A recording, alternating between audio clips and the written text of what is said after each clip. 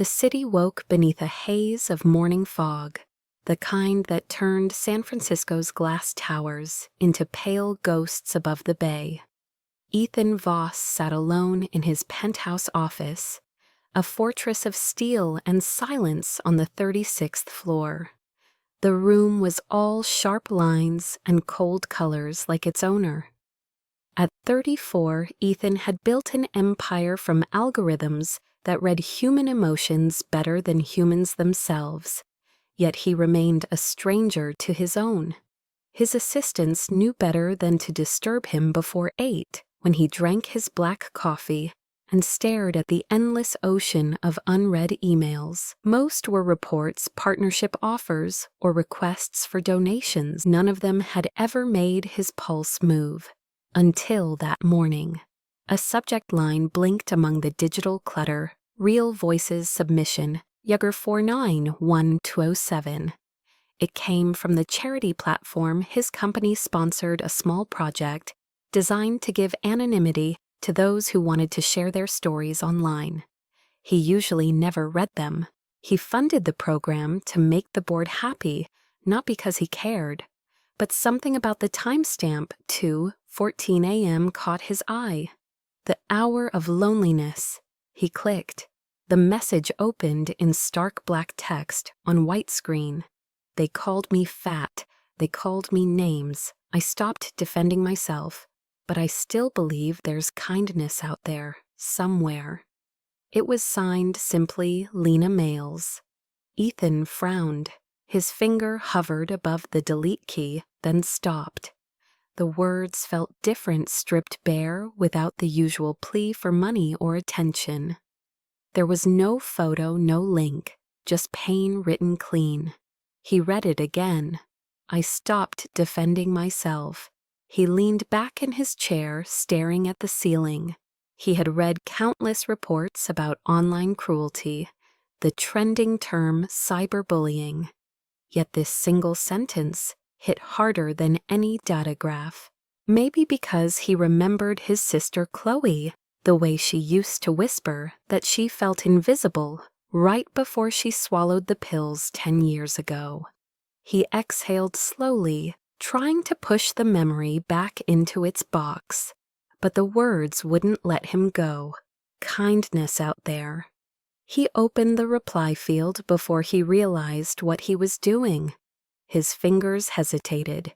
He almost closed the window, telling himself it was ridiculous a billionaire writing to a stranger who might not even exist. But instead he typed, "Sometimes it takes strength to believe in kindness." "Thank you for reminding me it still matters." He sent it. Simple, detached, professional. It should have ended there. Yet when the screen flashed, message sent something inside him felt unsettled. That night, long after the office emptied and the lights of the city pulsed like scattered stars, his phone vibrated. One new message. "I didn't expect anyone to answer. People don't usually listen unless you scream. Thank you for hearing me, whoever you are." He stared at the line for a long moment. "Whoever you are." For reasons he couldn't name, he wrote back, "Maybe you don't have to scream anymore." A pause, then another vibration. "Are you real?" she asked. He smiled faintly. As real as someone can be behind a screen. That was the beginning. Over the next few days, their messages multiplied quiet. Threads of conversation in the chaos of his schedule. She told him about living near the ocean, about drawing designs that no one saw, about how the world loved to label women like her. He told her carefully that he understood loneliness more than success. Each night he found himself waiting for her words. She never sent photos, never asked who he was, and he never told her. Somehow that anonymity made it safer, purer. She wrote, "Do you believe people can be good even after they've been cruel?" He replied, "Only if they learn how much it hurts to be on the other side." He didn't mention Chloe. He didn't mention the silence in his apartment that echoed like guilt. Weeks passed. Her messages became the first thing he read every morning, the last thing he saw before sleep. He learned that she loved rain because it made everyone's outlines blur. No perfect bodies, no harsh lights, just people. He learned she laughed when nervous and sometimes forgot to eat when she worked too long. He imagined her voice soft but steady, maybe the kind that could quiet a storm. And though he built software that could measure sentiment in words, nothing could quantify the strange warmth she brought into his life. One evening when fog rolled thick across the bay and thunder growled beyond the glass, she wrote, "I wonder if you'd still listen if you saw me." He typed, "Maybe I already do." Then silence. Minutes turned to hours. No reply. The next morning she wrote, "You sound like someone who has everything." He hesitated, then answered, "Everything but peace." Her response came slowly, "Then maybe we're not so different." After that, something shifted. The messages became less about the world and more about each other, small confessions, traded like fragile secrets. He told her he liked the smell of burnt coffee because it reminded him of mornings before. The world expected him to be perfect. She told him she once dyed her hair blue just to prove she could change something when nothing else would.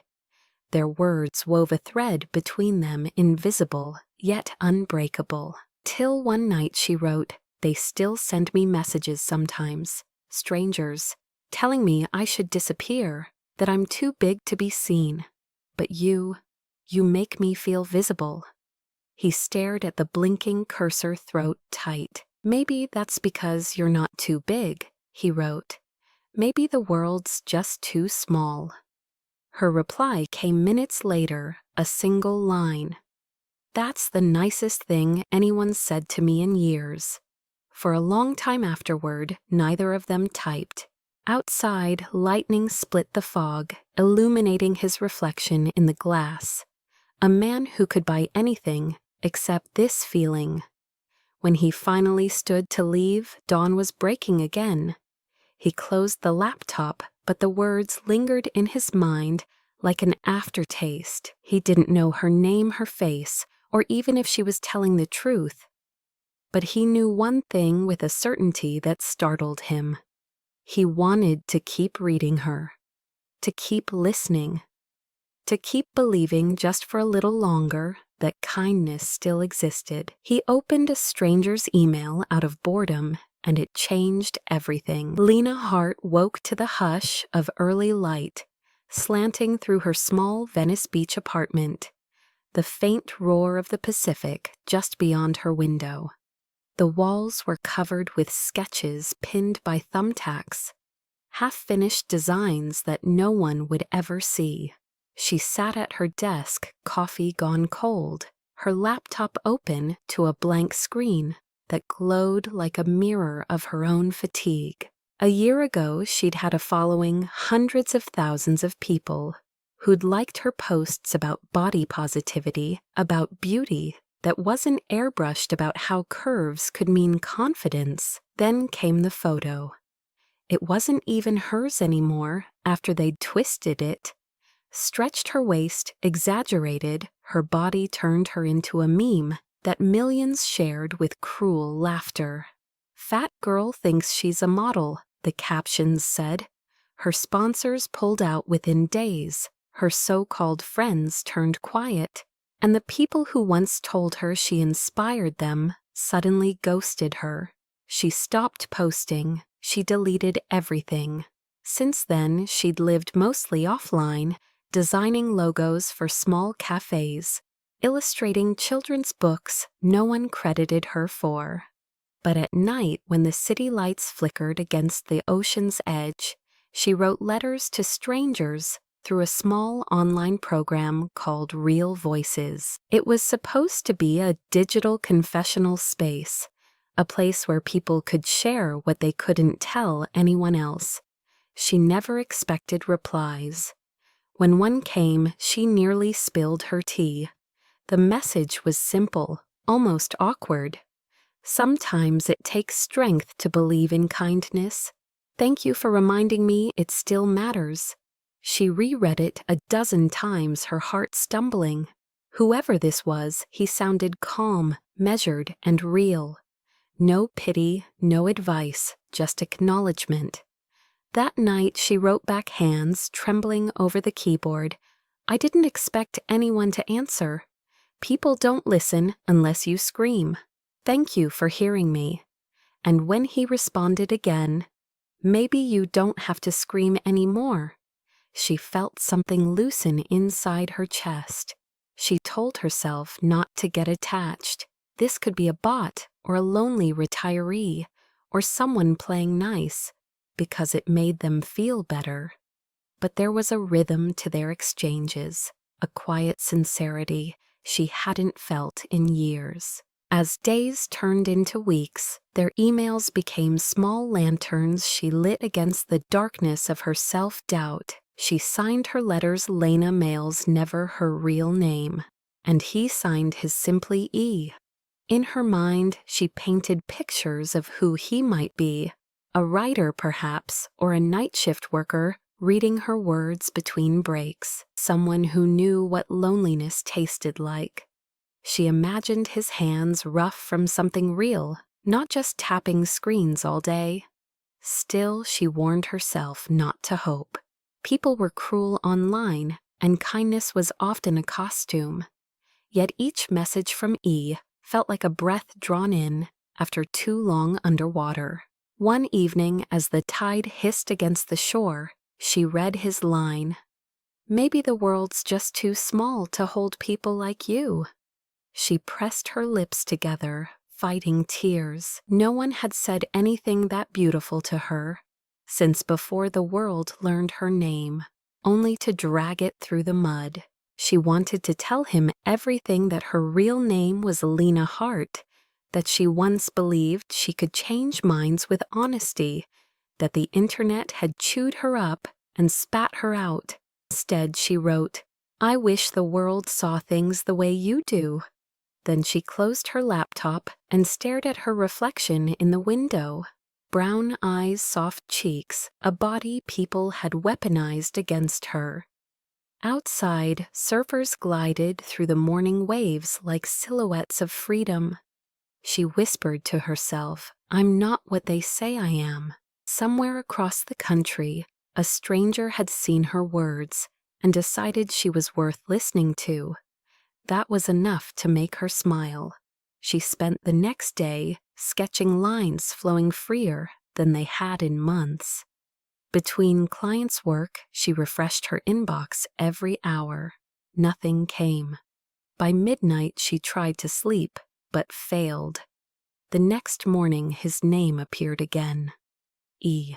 Her breath caught. "You sound like someone who still believes in good," he'd written. She typed back, "I'm trying." It's easier when someone answers. For the first time in a long time, Lena laughed softly at her own reflection. Maybe there were still people who didn't need a perfect photo to see worth. She brewed another cup of coffee, sunlight spilling across her desk. The sea breeze carried the scent of salt and second chances. What she didn't know, what she couldn't know, was that E wasn't just anyone. He was Ethan Voss, the tech billionaire she'd once blamed for building the algorithm that spread her pain in the first place. But at that moment, she was just a woman, relearning how to be heard, and he was a voice in the dark, reminding her that kindness might still exist beyond the screen. Ethan had always believed nights belonged to men like him, restless, sleepless, chained to the glow of a monitor. But lately the hours past midnight had changed. They no longer echoed with business plans or the hum of servers. They pulsed with her words. Lena wrote like the ocean he could see from his office window, a mom on the surface, full of invisible currents underneath. Their letters had grown longer, stretching from polite exchanges to confessions no one else had heard. She told him about growing up in a small Arizona town where mirrors were kinder than people, about how her mother used to say beauty was a voice, not a shape. She described the humiliation of becoming a public joke, how people she'd never met debated her body like it was public property.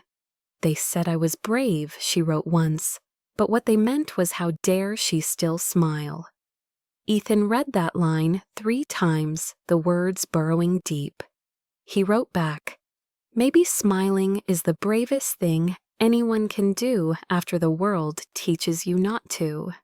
He rarely shared personal things, but with her walls seemed unnecessary. He told her for the first time in years about Chloe, his sister who had loved photography, who'd started a blog about kindness, and who'd jumped from their family's rooftop one December night after a viral post mocked her smile. "Sometimes I think my entire company was an apology I've been trying to build," ever since he typed, his hands shaking slightly before pressing send. Hours later, her reply arrived. "Then it worked, because someone like me found someone like you." He sat back, eyes stinging the city's neon bleeding into the glass. She didn't know he was the CEO of the very platform that once amplified voices like those who had destroyed her. That truth hovered between his ribs, like a blade wrapped in guilt. But he told himself it didn't matter. She liked Ethan Voss. He wanted to keep it that way, at least until he figured out what this connection meant. Nights became a ritual, his bourbon glass sweating beside his laptop, her words glowing on screen. "Do you ever feel like you're being watched even when you're alone?" she asked once. "Always," he typed. "That's why I built walls of glass, to remind myself transparency isn't the same as vulnerability." "You sound lonely," she wrote. "You sound like you understand it," he replied. They began to trade music links, movie lines, half jokes about insomnia. Once at 3:17 a.m., she wrote, "If you could meet me, would you?" His fingers hovered. "Maybe," he wrote. "Why maybe?" "Because I don't know if I deserve to." He expected her to push to ask why, but she didn't. Instead, she sent a photo, not of herself, but of her desk, an open sketchbook, a steaming cup of tea, and a candle flickering beside a window, blurred by rain. "My world tonight," she wrote. He stared at the image until his reflection melted into it, as if the two spaces had merged, her soft light, his dark skyline. "It's beautiful," he typed. "It's small," she replied, "but it's mine." He found himself smiling, really smiling, for the first time in months. One evening, she sent a voice note by accident, just a few seconds of her humming absent-mindedly while sketching. He replayed it 7 times before realizing he was holding his breath. Her voice sounded like sunlight caught in glass, fragile but radiant. When he finally wrote, "You have a beautiful voice," she answered, "You weren't supposed to hear that." "Then I'm glad I did." Silence lingered after that, heavy but sweet. The following week, their messages became slower, deeper. She sent him pieces of her writing, small essays she'd never published. He sent her snippets of philosophy books he underlined when he couldn't sleep. "You read a lot," she wrote. "You sound like someone trying to find proof. Life still makes sense." "Do you?" he asked. "No," she answered. "I just hope it does." On a Wednesday night, when fog swallowed the Golden Gate and her city glittered faintly on his weather app, she wrote, "I still hate mirrors, but talking to you feels like looking into one that doesn't judge." He didn't answer for several minutes, his throat tight. Then he wrote, "Maybe mirrors were never meant to show flaws. Maybe they were meant to reflect hope." Her reply came fast, then maybe you're the first mirror I've liked." Ethan stared at that line until the dawn began to wash the skyline in silver. Something inside him shifted. It wasn't attraction, at least not the kind built on appearance. It was connection, rare and dangerous, something that scared him because it was real. And real things always demanded truth. He knew he couldn't hide forever. Yet each time he thought about telling her who he was, he imagined her silence afterward, imagined her realizing the man who had listened to her pain was part of the machine that caused it. So he didn't. Instead, he wrote, "You write like someone who still believes in love." She responded, "Only because you remind me it's still possible." He read that line over and over, his chest tightening. Outside, the city stirred awake, unaware that two souls who had never met were quietly building something stronger than proximity: faith. Faith in words, in second chances, in being seen without being looked at. Their nights became chapters, their silence became meaning. The distance between San Francisco and Venice Beach was more than miles. It was years of isolation folding into light. Neither of them knew where this would lead, only that it had already begun to matter too much to stop. The morning Ethan decided to meet her, San Francisco was drenched in rain that blurred the skyline into watercolor. He hadn't planned it. There was no strategy, no PR reason, just an ache that had grown unbearable. For weeks, Lena's words had become oxygen, and the thought of never hearing her voice beyond the screen began to feel like suffocation. He sat in his car outside his company's headquarters, the same building that had launched millions of digital connections, but left him colder than any of them.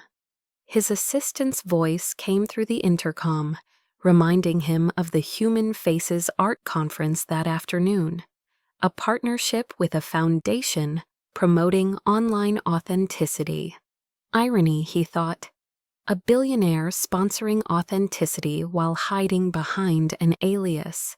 Yet something about that irony made him want to go. Maybe he wanted to prove to himself that sincerity could still exist in public, or maybe secretly he hoped she'd be there. He didn't know that she had accepted an anonymous invitation to attend that same event, thinking it was a small creative showcase. She arrived in a simple navy dress, her brown hair loose, over her shoulders, no makeup, no mask. She had promised herself to stop shrinking, to stop apologizing for the space she took.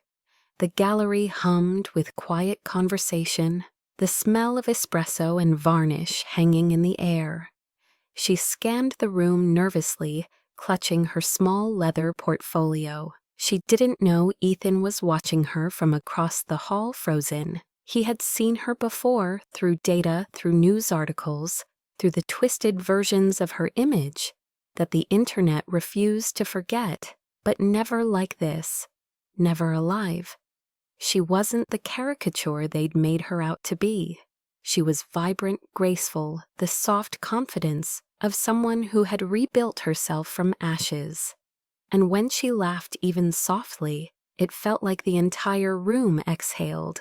He asked a staff member for her name, pretending nonchalance. "That's Lena Hart," they said, "graphic designer. Used to be kind of famous online before the internet ate her alive." His chest tightened. Lena Hart, the woman he'd been writing to every night, was the woman whose tragedy his own platform had unknowingly fueled. His throat went dry. Part of him wanted to run, but instead he followed instinct. He approached her just as she turned from a painting, a minimalist portrait titled Reconstructed. "You did this?" he asked quietly. She nodded. "Yes, it's about seeing yourself again after they've turned you into someone else." Her voice was low, melodic, familiar. It struck him like lightning. He wanted to tell her everything that he was that he wasn't just a stranger, but the man responsible for her pain and her healing all at once. But she looked up then, and their eyes met, and time simply stopped. Her eyes were a storm he recognized even without the screen. "I'm Ethan," he said, extending a hand. "Ethan Voss." Her breath caught. The Ethan Voss. He nodded, uncertain whether pride or guilt colored his voice. "I think we've crossed paths online," he said softly. Through real voices. Silence, the kind that roared. Lena blinked, her mouth parting slightly as if the air had turned solid.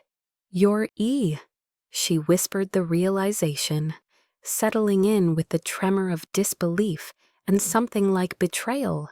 He nodded, once shame flickering in his expression. "I should have told you," he said. "I didn't mean to lie. I just wanted to listen, to be human for once." She laughed, but it wasn't cruel. It was soft, broken. "You could have just been that from the start." Around them, people moved, unaware that the room had become a confession booth. Ethan stepped closer, lowering his voice. "They lied to the world about you," he said. "No," she replied, steady now. "The world just saw what it wanted to." The raw honesty in her tone pierced something inside him. He wanted to apologize, but words felt small against the enormity of her truth. So he said the only thing that mattered. "I see you now." She looked at him for a long moment, as if weighing whether to believe him. "Do you?" she asked quietly. "Because seeing means not looking away when it's inconvenient." "Then I won't," he said. The lights above them dimmed as the next exhibition started, a film montage about social media's cost. Faces flashed across the wall, all victims of digital cruelty. Lena turned away, her jaw tight. He reached out, fingers brushing her wrist before he could stop himself. "I didn't bring you here to make you a cause," he said. "I brought you here because I needed to remember what truth looked like." Her eyes softened, the edge of her anger melting. "You really think truth can survive in a world like yours?" He smiled faintly. "Only if people like you keep creating it." The air between them shifted then, from confrontation to recognition. For the first time, she saw the man behind the empire. Not untouchable, not arrogant, just tired. He saw her not as an image, but as a person whose quiet strength outshone every headline. When the presentation ended, applause rippled through the hall, but neither moved. They stood there silent, two people stripped of pretense under the same light. "Why me?" she asked finally. "Out of everyone you could have written to." He paused, then said, "Because your pain sounded like something I needed to understand." Her lips parted, but no words came. Somewhere deep inside, she wanted to hate him. Yet something in his eyes, unpolished, unguarded, made it impossible. "Maybe you should start understanding yourself first," she murmured. "Maybe that's what you've been trying to do through me." He nodded slowly. "Maybe I have." Outside, rain hammered the glass walls, turning the city into a mosaic of reflection. Ethan took a step back, his voice barely above a whisper. "You're more than what they said, Lena. You're more than what I saw." She met his gaze, and for the first time smiled, not out of forgiveness, but recognition. "And you," she said, "you're not as cold as the world thinks." The storm outside intensified, thunder rolling like applause, for two people who had finally seen each other clearly. Somewhere between shame and wonder, between the truth that broke them and the honesty that began to heal them, a story neither had planned had already begun to write itself anew. After the conference, Lena tried to tell herself that she was done with him, that Ethan Voss belonged to a world built on glass and perfection, while hers was stitched from imperfection and quiet survival. But 2 days later, when her inbox pinged with a message labeled a proposal, not a plea, she couldn't ignore it. Ethan wrote simply, "I want you to help me rebuild what I broke. Let's make something honest together." She stared at the screen for a long time before replying. "You mean a project?" His response came minutes later.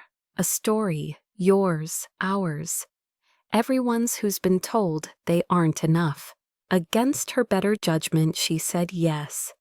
The project was called Real Faces, a campaign to strip away digital illusions to show humanity beyond filters and algorithms. Lena became the creative lead, working directly with Ethan. On their first day in the studio, she arrived early, hair tied up sleeves rolled a quiet determination radiating from her every move. Ethan walked in, moments later, jacket off, holding 2 coffees. "I didn't know what you liked," he said, "so I brought options." "You're assuming I like coffee," she replied, smiling faintly. "Then I'm already wrong," he said, and she laughed for the first time since that night. Their days soon followed a rhythm, early brainstorming sessions, late editing hours, walls covered in photos of people brave enough to show their unfiltered selves. The more they worked, the more Ethan realized this wasn't about redemption. It was about returning to something human. He watched her speak to participants each time with that same gentle conviction that made people unfold their hearts. "Your story matters," she'd tell them, "because it's real." He envied that gift, the way she could turn vulnerability into strength. One afternoon, when the light poured golden through the studio windows, he found her in the kitchen, stirring soup on the portable stove she'd brought. "It's not fancy," she said, "but it smells better than takeout." He leaned against the counter, watching her move. "You know, I used to think warmth was weakness," he admitted. "Now it feels like the only thing keeping me alive." She glanced up, eyes soft. "Maybe you were just cold too long." They ate together at the wooden table, cluttered with sketch pads and coffee cups, their laughter blending with the jazz playing faintly from her speaker. "Your body doesn't surprise me," Ethan said quietly at one point, his tone steady, respectful. "Your strength does." She froze for a second, unsure how to take it. "Maybe strength is what's left after the world calls you ugly," she replied, half smiling, half trembling inside. He looked at her as though she'd just rewritten the definition of beauty. Over the following weeks, the walls of the studio began to fill with portraits, faces of all ages, shapes, and scars. Each told a story of endurance. Each bore Lena's touch.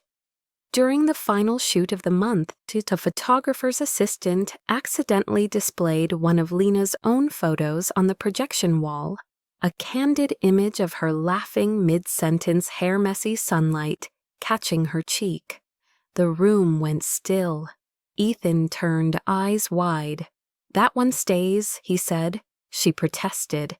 "It wasn't meant for the campaign." "It's exactly what it needs," he said. "It's truth." For a moment she saw in his gaze not a CEO, not a savior, but a man who had rediscovered awe. Yet just as something fragile and beautiful began to form between them, whispers started in the corridors. A few employees questioned why their billionaire boss spent so much time with a controversial woman. Someone joked cruelly about his charity project, and though Ethan shut it down instantly, the sting lingered. That evening, when the office emptied, Lena packed her things silently. Ethan stood by the door.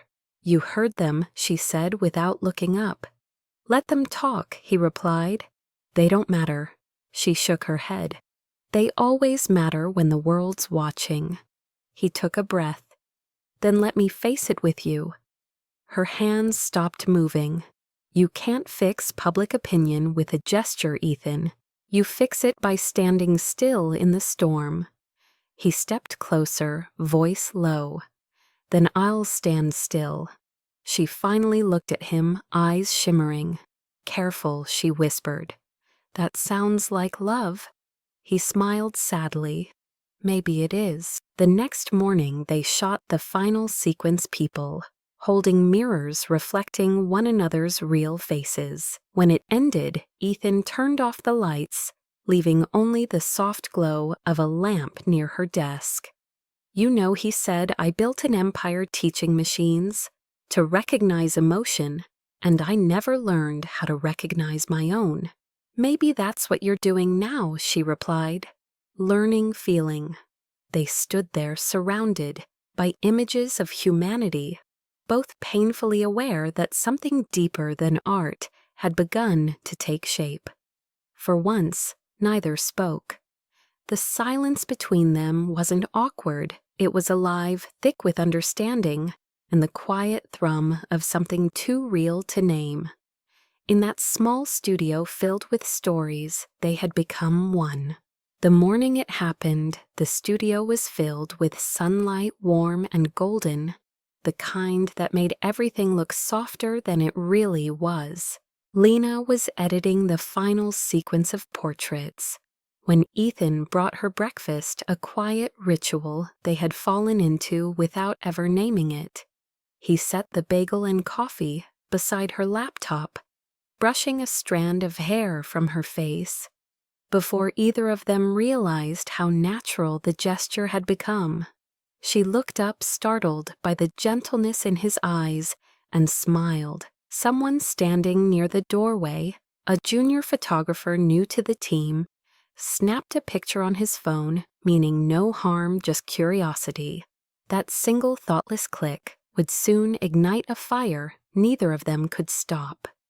The photos surfaced online 12 hours later, posted anonymously on a gossip forum with the caption, "The Billionaire and His Fat Charity Case." It spread like poison through every social platform, carried by people who didn't even know what they were mocking. Within hours, her fat charity case trended. Comment sections overflowed with cruelty disguised as humor. "He's doing God's work," one wrote. "She must be really grateful," another sneered. Screenshots flooded Lena's phone before she could even turn on her notifications. By noon, her email inbox was filled with interview requests, pitying messages, and hate mail. Her chest felt hollow. The world had found her again, and this time it wasn't just a meme, it was a weapon aimed at her heart. Ethan found out from his communications director, who burst into his office, pale and shaking. "It's everywhere," she said. "Someone leaked the image from the studio. PR is asking how to respond." He saw the photo on the giant monitor, Lena laughing, sunlight across her face, his hand brushing her hair. It looked intimate, human, vulnerable. "Do nothing," he said. "Just don't spin it." "But the board," I said. "Do nothing." He stormed out, phone in hand, dialing Lena. She didn't answer. He called again. Still nothing. Panic settled like frost in his stomach. He drove across the city to her apartment, ignoring red lights, ignoring calls from investors. When she finally opened the door, her eyes were red, her phone shattered on the floor behind her. "You saw it," she said flatly. "Everyone saw it." He tried to speak, but she cut him off. "I knew this would happen."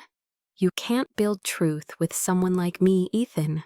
People like you only survive by keeping the illusion alive."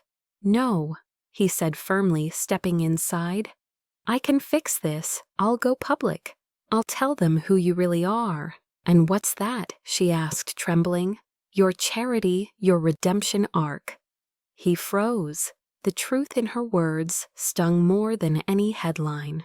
"You don't need to protect me," she said. "You need to listen to me." He swallowed hard. "Then tell me what to do." "Let me disappear," she whispered. "Don't save me with your power. Let me earn my voice back." The quiet conviction in her tone broke him more than tears could. She turned away, gathering her sketchbooks, her laptop, the pieces of a life she'd tried to rebuild. "Lena, please," he said. "We did something real. Don't let them take that." She stopped at the door, her back to him. They already did, and then she was gone. By nightfall, her accounts vanished. No Instagram, no portfolio. No trace of the Real Faces campaign, except the archive still stored on his hard drive. Ethan sat in his apartment, staring at his laptop screen, scrolling through her old emails.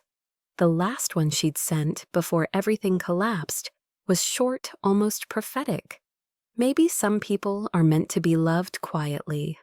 He read it over and over until the words blurred. Outside rain tapped against the glass like restless fingers, the same rain that had filled the day they met. The next morning, the news cycle turned her into a headline. Billionaire's controversial muse vanishes after viral photo. Talk shows debated their relationship. Analysts discussed corporate ethics and gender optics. No one asked if she was okay. He turned off every device and sat in the dark, surrounded by silence so thick it felt alive. For days, he refused to attend meetings. When his board demanded a statement, he gave them one line: "If kindness were currency, she'd be the richest woman I know." It went viral too, but for different reasons. Some called it noble, others manipulative. But Ethan didn't care. He wasn't trying to control the narrative anymore. He was trying to feel it. One evening, he returned to the studio they'd shared.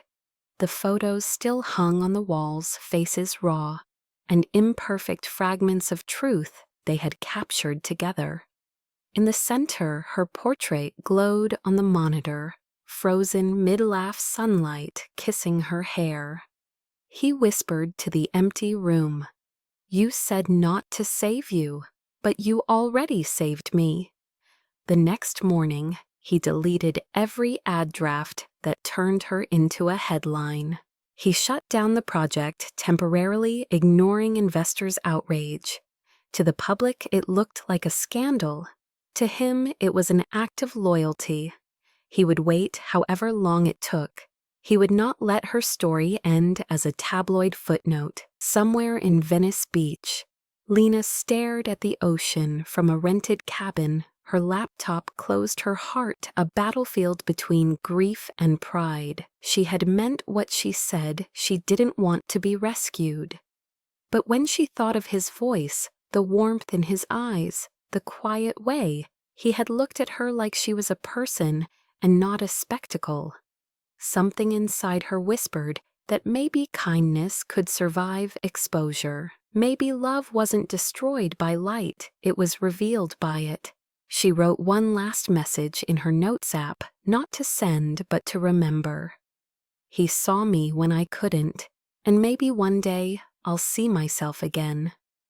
The tide rose, swallowing her reflection, and for the first time in weeks, she smiled through the ache. Somewhere in another city, a man read her old words on a glowing screen and whispered them back into the silence as though saying them aloud could keep her near. The world moved on faster than either of them could have imagined. A week after the photo scandal, new gossip drowned their story, and social media found fresher targets to mock. But the damage had been done. Lena retreated completely, cutting herself off from everyone she knew, renting a cabin near Big Sur that overlooked the Pacific. The cliffs there were high and unforgiving, the kind of place where silence felt honest. She woke early each morning to fog pressing against the glass and brewed tea over a small gas stove. Her only company, the sound of waves colliding with rock. The first few days she didn't paint or write. She simply existed, waiting for the noise in her mind to fade. Every notification had once been a trigger. Now her phone lay dead in a drawer, a relic from a life that no longer felt like hers. Yet as the days passed, her hands began to itch for a pencil. One afternoon, she opened her sketchbook and began to draw not faces this time, but fragments of feeling.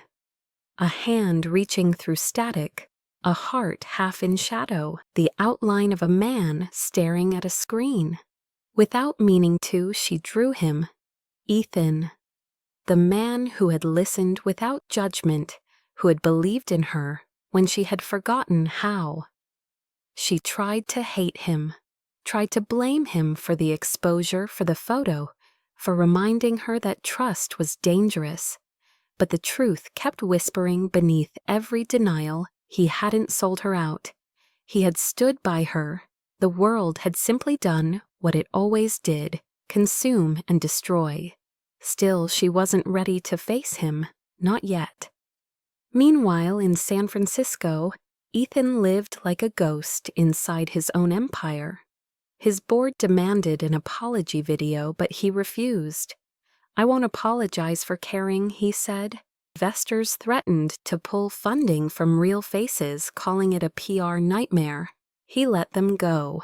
What he didn't let go of was her. Every night he reread her emails, sometimes aloud, as if speaking her words could bring her closer. "You make me feel visible," she had written once. He whispered it to the empty apartment like a prayer. A month passed before he returned to work fully. His beard had grown, his eyes hollowed, but something about the pain had clarified him. He gave one final interview to a journalist who asked, "Why risk everything for one woman's story?" His answer was quiet, steady, "Because truth without empathy is just data." And she reminded me, there's a difference. The quote spread online, detached from context, yet something strange happened. It resonated. People began sharing their own unfiltered photos with the hashtag #UnRealFaces, reclaiming the campaign he thought was dead. Unbeknownst to him, Lena saw it too. A friend texted her the headline, "Ethan Voss refuses to apologize, launches kindness movement instead." She read the article in silence, her eyes wet. The photos flooding her feed were messy, raw, imperfect, and real. What the world didn't see was the man behind the headline, sitting alone in his office every night, staring at her portrait, missing a woman who had taught him how to see again. Nor did they see the woman in the cabin, reading every post, her heart swelling with both pride and sorrow. Late one night, under a sky full of coastal stars, Lena pulled her old laptop from the drawer. She hadn't opened her email since the day she left. Her fingers hesitated over the power button. Then with a deep breath, she pressed it. The inbox loaded slowly, thousands of unread messages blinking to life. One subject line stood out, sent 3 weeks ago. "For when you're ready." It was from him. Her hands shook as she opened it. There was no plea, no apology, just a photo. The studio wall filled with faces from the Real Faces campaign, each one holding a handwritten card that said, "Thank you, Lena." Beneath the photo he'd written, "You said you didn't want to be saved." "I didn't. You saved us." She stared at the screen until tears blurred everything. She wanted to reply, but couldn't find words that felt worthy. So she did the only thing she knew, how she painted. For days she poured everything she felt into one canvas, 2 hands reaching for each other, through a shattered mirror light, seeping through the cracks. When it was done, she signed it, not with her name, but with the symbol she used in her anonymous art, a small heart intertwined with an ampersand. It meant connection even when broken. Then she mailed it unsigned to the Real Faces office in San Francisco. Ethan received it on a gray morning. No note, no sender. But he knew instantly. He placed it on the wall of his office, just above his desk, and stared at it for a long time. It wasn't forgiveness, not yet, but it was something like hope. That night, he walked to the pier where the city lights met the bay and whispered to the water, "I'll wait." Miles away, Lena stood on the cliffs of Big Sur, the wind whipping through her hair. She didn't hear his voice, but somehow she felt it. A pull across distance, across silence, across everything that had been broken. The world hadn't seen what they built because it wasn't meant for spectacle, it was meant for survival. And though the noise had faded, something remained between them, unspoken but undeniable. A promise made not in words but in truth. 3 months later, San Francisco's skyline gleamed under a rare winter sun. The city caught between rain and rebirth. The Real Faces headquarters had transformed from a near-empty studio into something that felt sacred, a place where stories breathed instead of being sold. Ethan stood at the center of it, all surrounded by new canvases, handwritten testimonials, and the silent hum of people who had come not to consume but to understand. The media called it Truth Beyond the Screen, a public exhibition meant to honor those hurt by online cruelty. But for Ethan, it was more than an event, it was a confession. Reporters crowded outside cameras, ready, the air thick with anticipation. Inside, the lights dimmed as he stepped onto the small stage, microphone in hand. His reflection flickered on the giant screen behind him, but for once he didn't see the CEO in his tailored suit. He saw a man finally stripped of pretense. "A year ago," he began, "I thought connection was something you could measure in data. But then someone reminded me that empathy doesn't trend, it transforms." The audience quieted. Some knew the story, most didn't. This project was never about profit, he continued. It was about people who dared to be real when the world punished them for it. He turned toward the display behind him, where a slow montage began to play. Faces of people who had been mocked, misjudged, erased. "And this," he said softly, "was painted by the bravest woman I've ever known." The lights shifted to reveal the painting Lena had sent. 2 hands reaching through a shattered mirror light, piercing every crack. Gasps filled the room. "She didn't want recognition," Ethan said, his voice catching.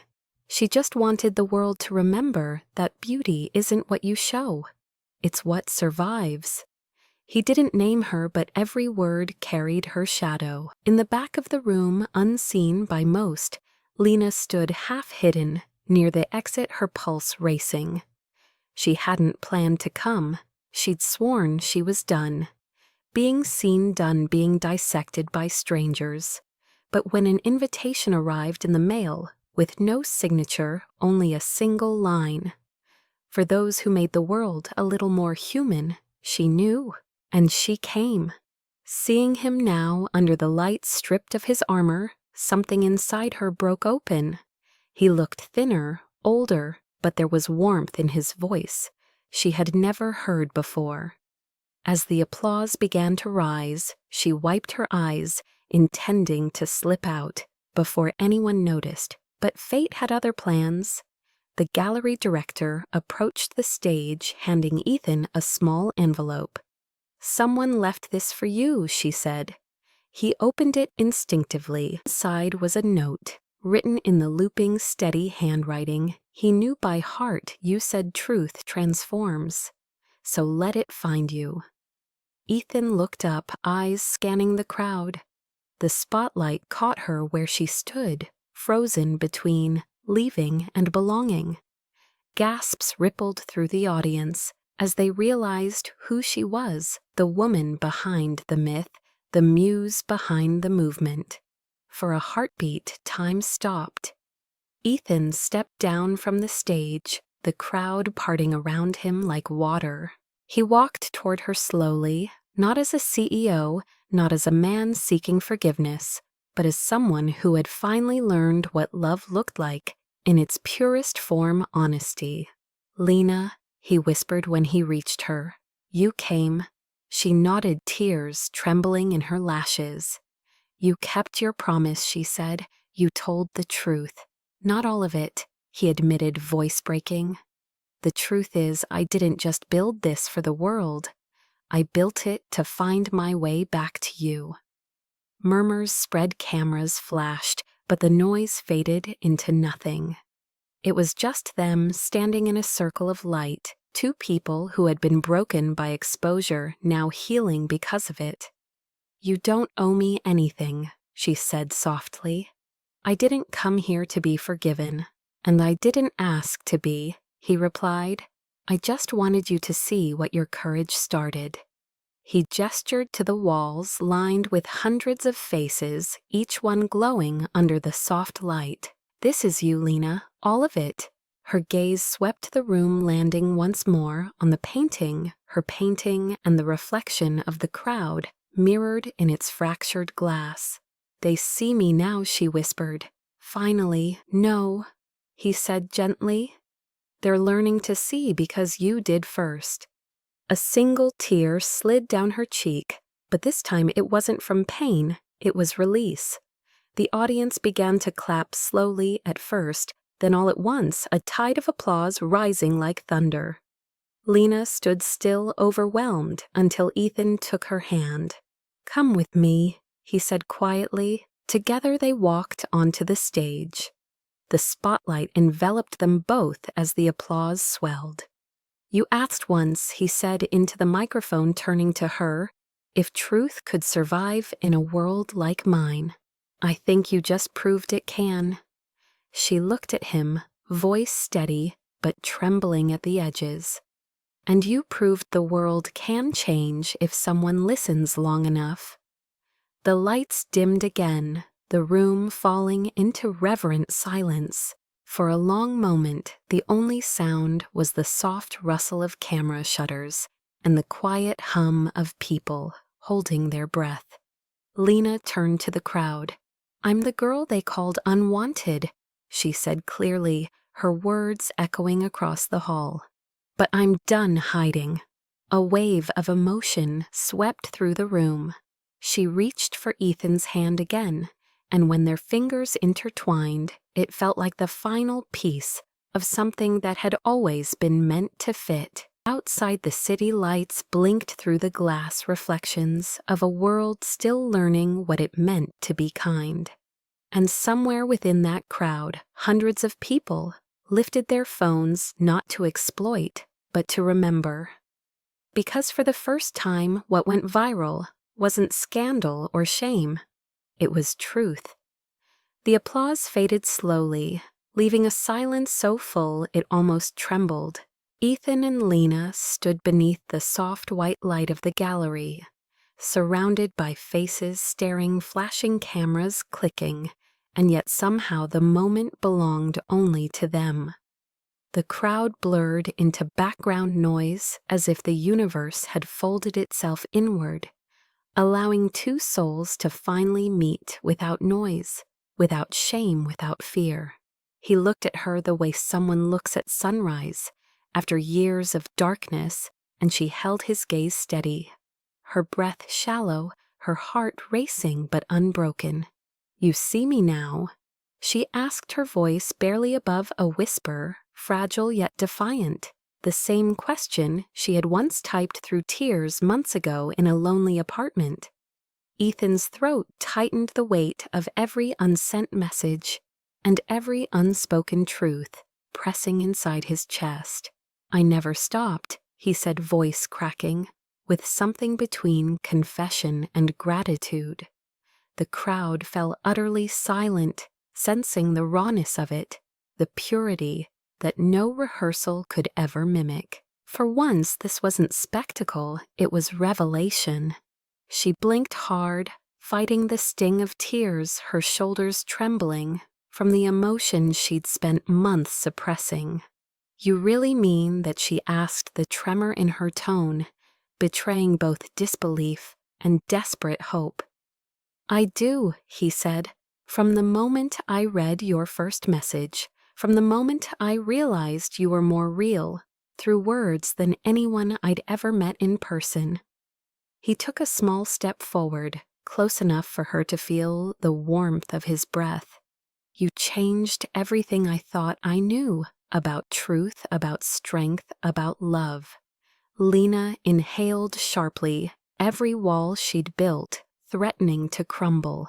I was broken when you found me, she said. You were supposed to be a stranger behind a screen, not the man who made me believe again. He smiled faintly, eyes glimmering, and I was supposed to stay the man who hid behind numbers. But then you wrote to me, and suddenly, Data had a heartbeat. She laughed softly through her tears, shaking her head. You sound like you've rehearsed this. No, he replied, stepping even closer. I'm just finally saying what's been waiting inside me since the first night you made me feel human again. The air between them pulsed alive with the electricity of truth. Cameras flashed, but they didn't flinch. The world could watch if it wanted. This was theirs, now too real to be stolen again.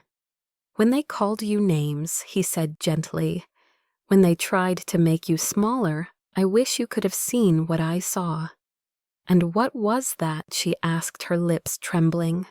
Someone brave enough to stand in her own light, even when it burned. She pressed her hand to her mouth, a choked sound escaping. I didn't think anyone saw me, she whispered. Not really, not past what they wanted me to be. I did, he said, reaching out his fingers, brushing her cheek, as if afraid she might disappear. Every word you wrote, every silence between your sentences. You weren't invisible, Lena. You were the only thing real in a world that forgot what real meant. Her tears finally spilled, slow and shimmering in the light. She didn't care who saw. He stepped closer, closing the space between them until their foreheads almost touched. This isn't a fairy tale, she murmured. No, he said softly. It's better, because it's ours. The crowd exhaled the spell, breaking just enough for the world to move again. Flashbulbs went off, capturing a moment that would travel across screens before morning. But for Ethan and Lena, the noise faded the moment his arms came around her. It wasn't a cinematic kiss. It was quieter, rawer. A simple, trembling embrace between two people who had finally stopped running. You don't have to hide anymore, he whispered against her hair. Neither do you, she answered. The applause returned louder, now waves of sound crashing over them, but it didn't drown them out. It lifted them. For once, the world wasn't laughing. It was listening. Later, when the crowd dispersed and the lights dimmed, they sat on the edge of the stage, exhaustion and relief mingling in the air. She stared at her hands still shaking. I was terrified walking in here, she admitted. I thought I'd see judgment in every face. And what did you see instead? He asked quietly. People, she said, smiling faintly, real ones. He nodded, staring at her profile in the fading light. You changed them, you know. No, she said. We did. The room around them emptied until only echoes remained. The projection of her painting still glowed on the wall-fractured glass, filled with light. He looked at it, then at her. That painting, it wasn't just art, was it? She followed his gaze. It was a prayer, she said, to be seen, to be loved anyway. Then it was answered, he said, his voice breaking just enough for her to feel it. She turned to him, eyes glistening. Do you think it lasts, this light? He smiled, weary but hopeful. It will if we keep choosing it. She nodded, breathing in deeply. The air smelled of paint and electricity and the faint sweetness of redemption. Outside the city glittered like a sea of tiny screens, each window a reflection of their story, imperfect human reel. "You see me now," she whispered again. Softer this time, not as a question, but a truth. "I always have," he replied, and for the first time since everything began, she believed him. The moment hung between them, fragile and infinite, before dissolving into something simple yet profound peace. When they finally left the building, hand in hand, the night air met them like an embrace. Somewhere in the distance, someone shouted their names, cameras flashing headlines already being written. But Lena just laughed quietly. "Let them watch," she said. "We've already given them something worth seeing."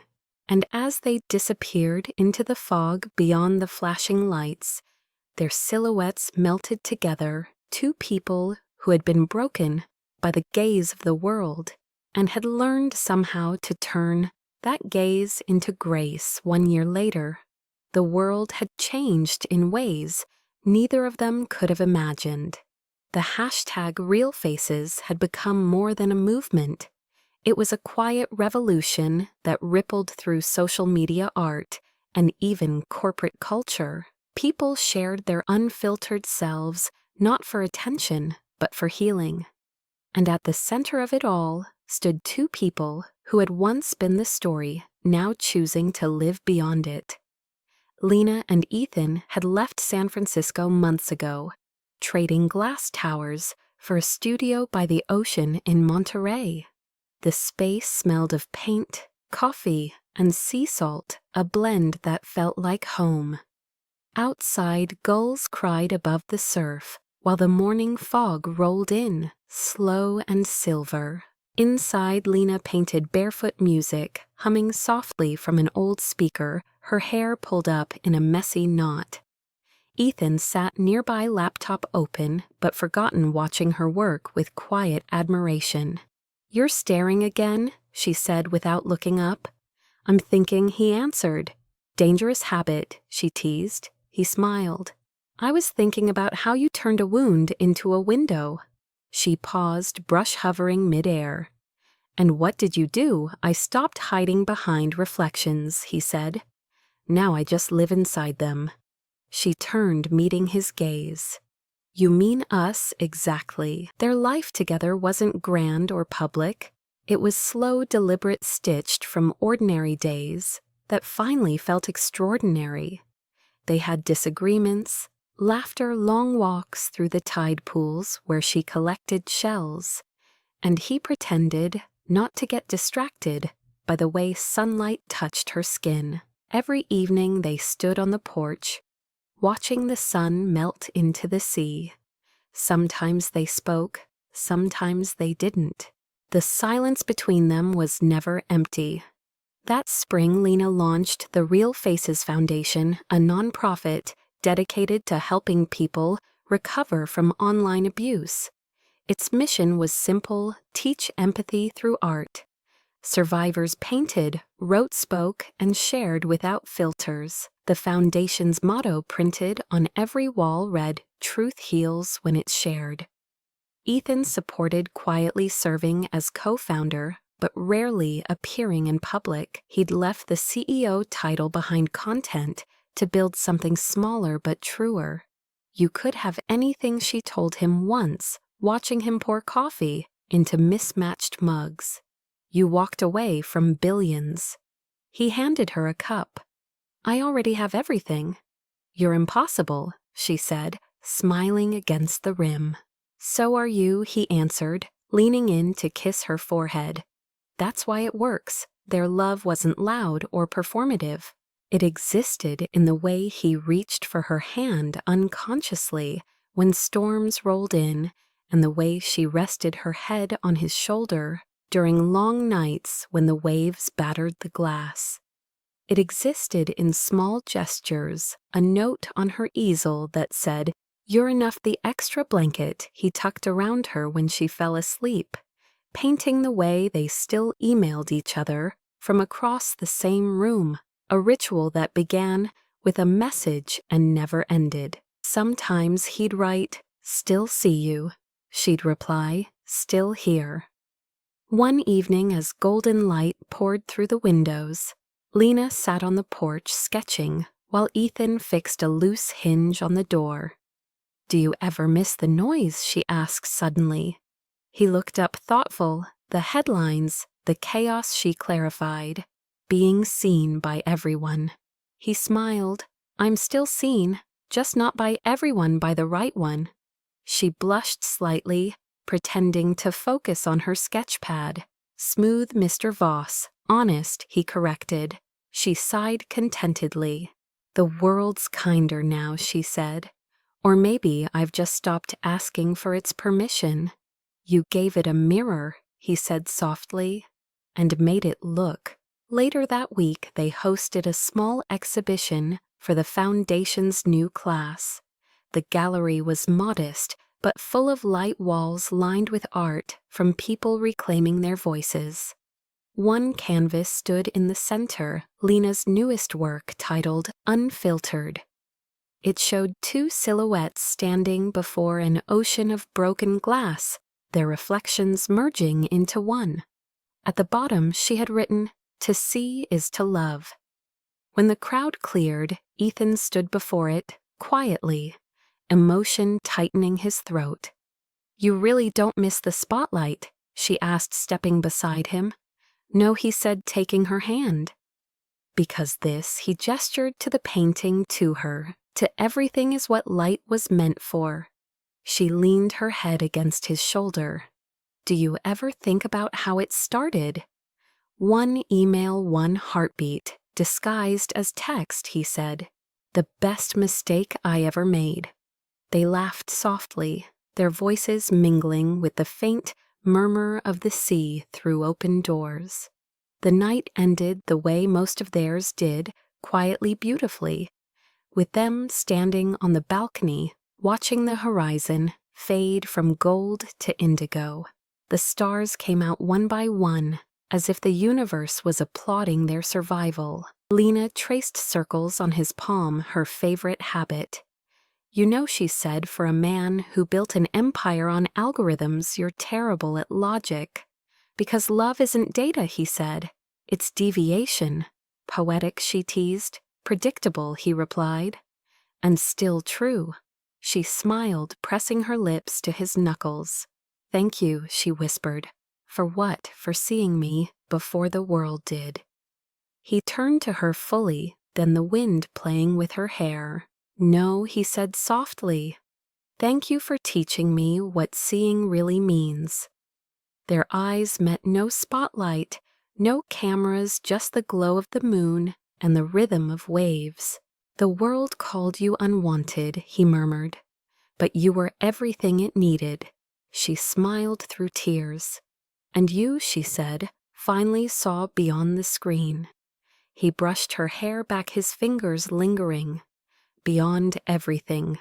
The tide hissed against the shore below, steady, eternal, like a heartbeat echoing the one between them. The love they had built wasn't perfect, but it was honest, and that was enough. As the last light faded, Lena whispered, "If kindness can survive the internet, maybe it can survive anything." Ethan laughed softly. "Then let's keep proving it."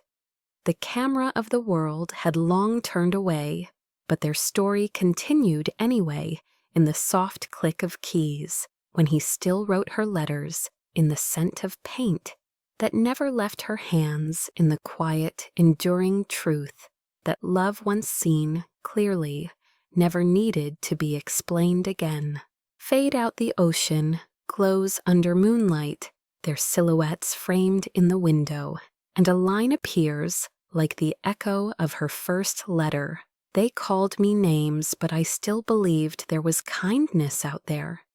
Now it ends with his voice, low and steady. And she was right. If this story touched your heart, don't let it end here. Because stories like this aren't just about love, they're about all of us.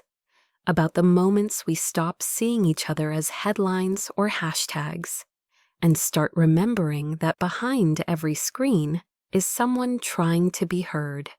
Somewhere out there is a person who still believes in kindness but is too afraid to speak. Someone who hides their face because the world told them to someone who once dared to love and was laughed at for it. Maybe that someone needs this story tonight. Maybe they need to know that being seen doesn't mean being perfect, that beauty isn't a size, a filter, or a performance. It's the courage to stay soft in a hard world.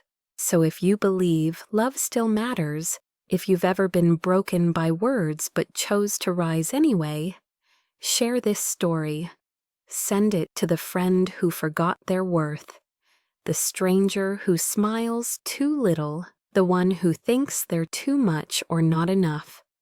Let them know that real love doesn't live in fairy tales or perfect bodies. It lives in the messy, the scarred, the honest, because love like this isn't built in mansions or algorithms. It grows quietly between people, brave enough to listen to, forgive to see. Drop a comment below and tell us what part of the story stayed with you the longest. Was it when she said, "You see me now," or when he answered, "I never stopped"? Or was it the way they chose truth over image, heart over power? Tell us what kindness means to you. Tell us where you're watching from. Tell us if you've ever found something real in a place you least expected, and if you believe in love that heals instead of hurts. Subscribe and stay, because every week we tell stories like this, stories of courage, redemption, and the kind of love that doesn't need perfection to be powerful. The world has enough noise. Maybe what it needs now are more hearts that listen. So take a breath, look up from your screen, and remember. What we see in others is often a reflection of what we're ready to heal in ourselves. Thank you for being here, for feeling something real. Now before you go, answer one question in the comments below. If you were Ethan that day, would you have opened that email?